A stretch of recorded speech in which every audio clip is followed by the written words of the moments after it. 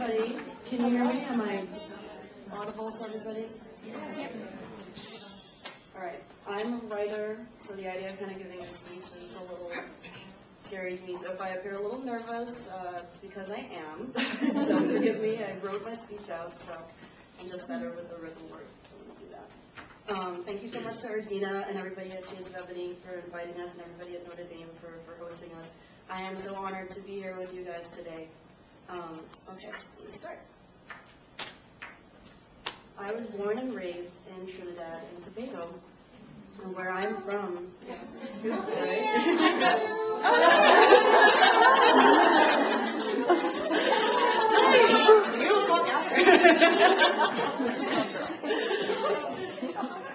Where I'm from, brown skin sets the standard of beauty. The descendants of slaves and indentured servants are the majority, and even the people who are white are what we would call Trini white, so just about everybody is mixed with something. Some of the high-end fashion designers are black women. This is one of our very popular designers, Claudia Pigas. This is another designer, Heather Jones. This designer is Mailing Esau. She designed my wedding dress. No, she's amazing.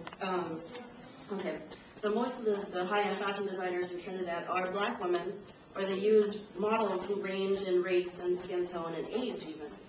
So when I moved to America in 1998, the difference in perception about what is beautiful was quite an eye-opener. I moved to Miami. Yep,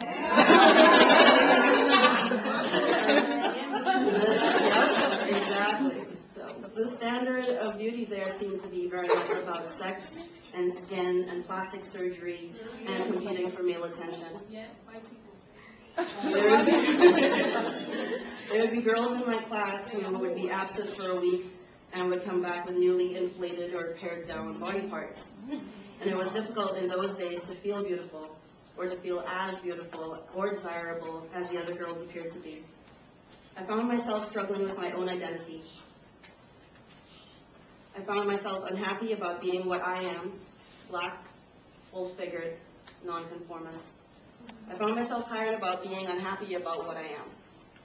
I wish I could say I had some kind of epiphany or an aha moment, but it all kind of happened over time. And one day I realized that I had enough of looking in the mirror and not liking what I saw. I was tired of comparing myself to other people. Because, what? Okay. That meant that I would always fall short, and I would always find fault where there may not have been any. I came to the realization that I was me, and if I wanted to be seen as beautiful, I had to carry myself that way. And instead of looking in the mirror and seeing only flaws, I had to look in the mirror and give myself a bright and confident smile every day. It took a while to truly feel as confident on the inside as I may have prepared to be on the outside. I know everyone doesn't have the same journey, and perhaps your hair journey has been different than mine, but for me, the truest realization and understanding of my own beauty and of my roots came with chopping off all of my hair and letting my hair grow natural. And that was in 2002. I didn't start my blog, Afrobella, until 2006, and the whole thing kind of started on a whim. There was a bottle of wine, my husband, and our friend Aaron, and then I was a blogger, and that was it. It began as a place for me to share my random thoughts about beauty and to review beauty products. But I soon realized that it was an avenue for me to celebrate the kind of beauty that was so often ignored by the mainstream media. From the very beginning, I saw my blog as an outlet to give homage to those who have influenced me, and I started doing that with a series called Afrobella of the Week. The intention was to show love and respect to a range of women, most often with natural hair, some who had influenced my hair journey or had shaped my beliefs on beauty up to that point. So, Dr. Laura Wong was one of my Afrobellas of the Week. I don't know if you recognize her, but she plays Susan on Sesame Street. She was the first woman with natural hair that I saw on television, and she seemed so friendly and genuine that I identified with that from a very early age. Everybody loves her. I love her. She's awesome. I mean, I love the way that she carries herself. I think she's always been regal and elegant and classy, and she stays very true to who she is. These are the I3. They were Bob Marley's backup singers. I always like the way that they carry themselves, and they're very elegant and strong, confident women, very talented. Grace Jones. Without Grace Jones leading the way, there would not be Ariana or Lady Gaga right now. She did it all back in the 70s before they even thought about doing the stuff that they're doing right now. Erica Badu. We love Erica because she does her own thing and she does not care what anybody thinks about her, and she's always going to be herself.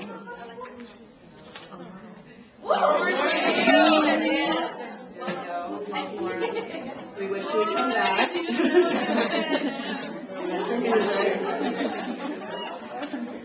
This is Nina Simone. I don't know if you guys have heard of her, but I encourage you to look at her music and look at her life, and she is a predecessor for Erica Badu and for Lauren Hill. And her music is absolutely amazing, and even though she's no longer with us, her music is just as strong and as powerful as it was when she came out with it back in the day. Yes, I love her. I love her. Isn't she awesome? That's right. Love the diary. Her music always has a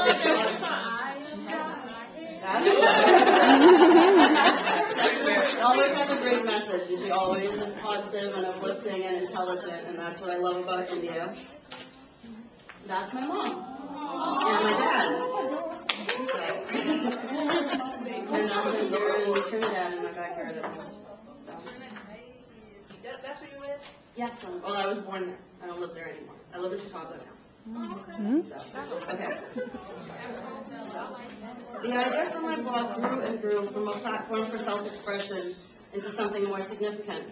So with so many magazines meant for women of color either failing or flailing, I realized that if I was hungry for inspiring beauty-related reading material, there must be other readers who felt the same way. It has been 4 years, and so many amazing things have come my way because of this blog. It has brought me closer to my idols. I have had amazing interviews with Janelle Monáe, Esperanza Spalding, Nikki Giovanni, and Lisa Price, the creator of Carol's Daughter. I have been to New York Fashion Week and met many of the designers and the makeup artists whose work set the trends that we follow. I have been featured in Essence and Sister to Sister and Glamour magazines, as well as Ebony.com, and I've been featured on Newsweek.com. And I have some really, really exciting projects coming up soon that I will hopefully be able to share with you in the future. And through this blog, it has allowed me the wonderful opportunity of being here today to share my experience with all of you. So what do I see in the future for Black beauty? I see all of you.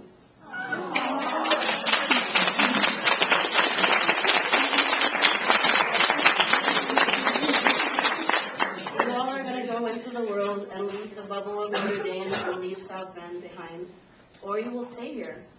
You might move to various cities, you might move to different countries. However you choose in the future to present yourself is going to shape the perception that other people have of Black beauty. So who will your icons be? And how will they shape your self-image? Would you look to Corinne Bailey Rae, or would you look to Nicki Minaj? You got that answer. Will it be Rihanna, or will it be Zoe Kravitz? Or will it be Zahara Julie Pitt, or Willow Smith? Or will you look to the icons who are remembered every February for Black History Month, and like them, create your own standards of beauty in your own image and likeness? You are the next generation of beautiful Black women, and you are going to call the shots. And one thing my mother always told me that has guided my life, beauty is as beauty does. When I was younger and she would say that to me, I'd be like, what is she talking about? I don't even understand what that means. I dismissed what she had to say. But finally, at 30, about to be 31 years old, I understand. If you carry yourself with grace and self-possession, and treat other people with respect and warmth, and surround yourself with positivity and inspiration, everything that you want in this world will come to you. Present yourself as you would like to be perceived, and that is the surest road to true beauty.